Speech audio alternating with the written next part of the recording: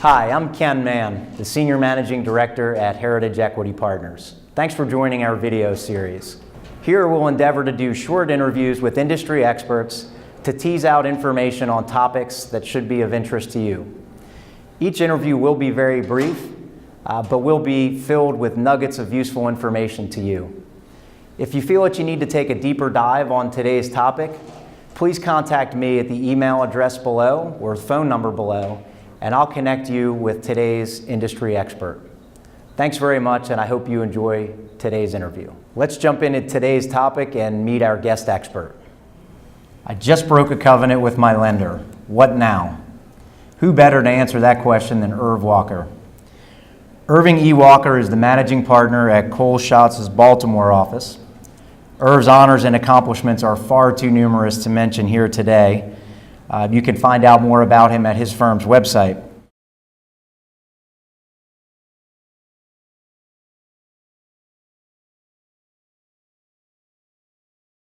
Irv, it's a real honor to sit down with you today. We appreciate you taking the time. I'm happy to be here, Ken.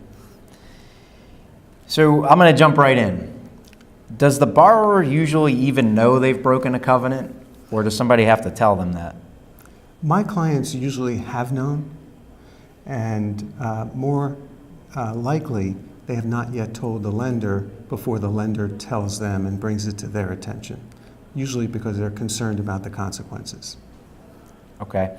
So is that the right thing to do? Because you're suggesting that they usually know. If they do know, should they tell the bank? I believe they should. And believe it or not, I was asked this question this afternoon on a client engagement that's red hot this week. The client breached a financial covenant, and they asked for advice about whether to tell the lender, and it was a very significant covenant. The thing not to do, the most important thing I can say today, is never call the lender, tell them about a problem without having the solution. Because if that's what happens, the lender is forced to make it the lender's problem, and then the lender will come up with its own solution, and rarely is the lender's solution good for the company. Yeah, I agree with you on that.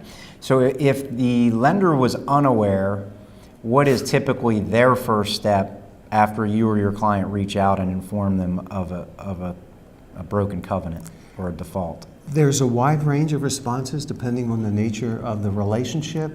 The factors include the trust between the lender and the company, the confidence lender has in management, the risk the lender perceives in terms of loss, how stable the situation is, how serious the breach is. But certainly the most easygoing lender would at a minimum expect to send a letter confirming the default and reserving all its rights and remedies. More commonly, there's a formal notice of default, and very commonly, a demand to enter into a forbearance agreement. Okay, and if your client or potential client are not able to cure the default, and you can see that, what is the next step from your side? Well, that's typically the case for my clients. And there's a few different things. With the positive lender relationship, you can ask for a waiver. There may be a fee involved, a loan amendment. Sometimes the covenants weren't suitable for the company at the outset. Neither the lender nor the company understood that. And sometimes you can get an amendment. More likely, there's going to be a forbearance agreement and serious negotiations on important terms dealing with how long the term is and what the terms and conditions for forbearance are. You know, how long will the lender refrain from enforcing its rights and remedies? That's the most common scenario. Okay. And when in the process should this troubled borrower who's now on default seek legal counsel? The best advice is to seek counsel as soon as possible because the options and strategies available to characters like me are much broader with much better outcomes the sooner we get involved.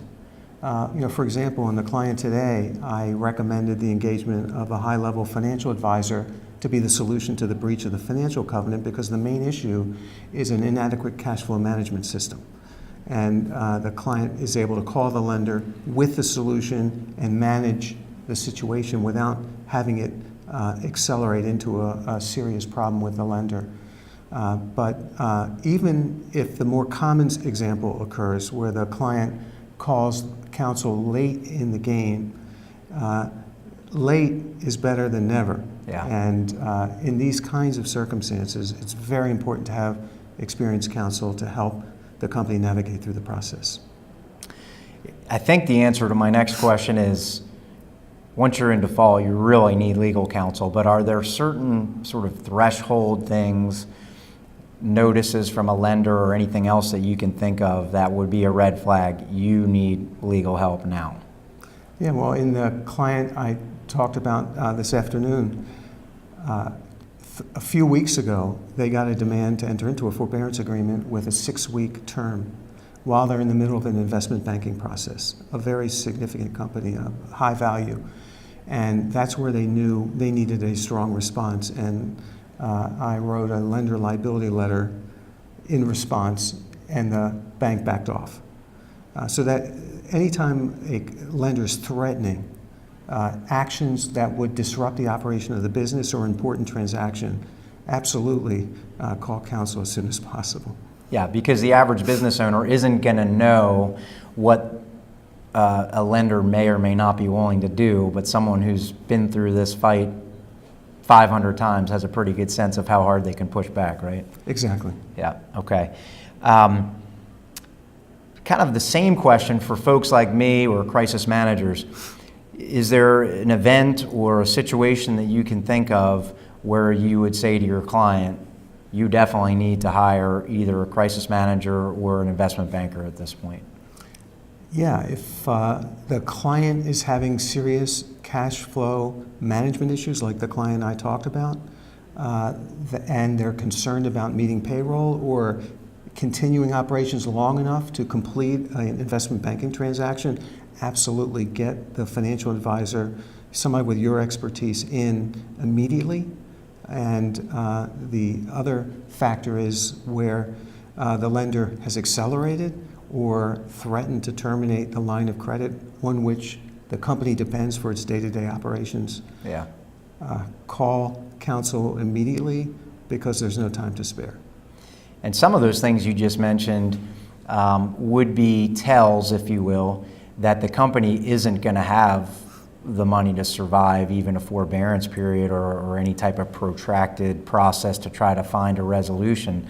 Are there any other tells you can think of that you as an attorney would say, uh-oh, we're in trouble, we don't have time, we don't have runway?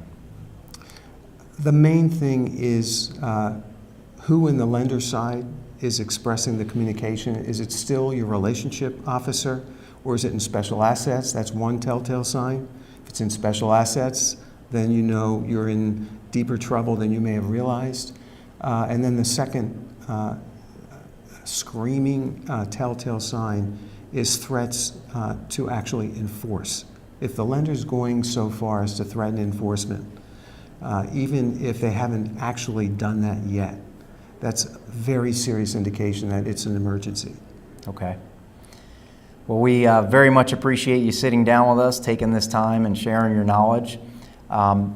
Where can a borrower who recognizes that he's in default reach out to you to find out how he can get some help? Well, I appreciate that question very much. First, if you don't call me, call experienced counsel, but you can reach me at Shotz. And I'm in Baltimore and easily found on the internet. And my focus is on company side restructuring at all levels of the kind of troubles that we're talking about today. And certainly it's very highly recommended in the kind of serious circumstances like we've talked about to have an expert financial advisor as well. We work hand in glove together. Excellent. Thanks very much. My pleasure. I hope you enjoyed today's interview and were able to come away with at least one very useful piece of information. Please keep your eye out for emails from us announcing future guests and other topics of interest. Please feel free to reach out to me if I can be of any assistance at the email or phone number on the screen, as well as if you have a topic that you'd like to hear about or want to make any suggestions for a guest expert. Thanks again.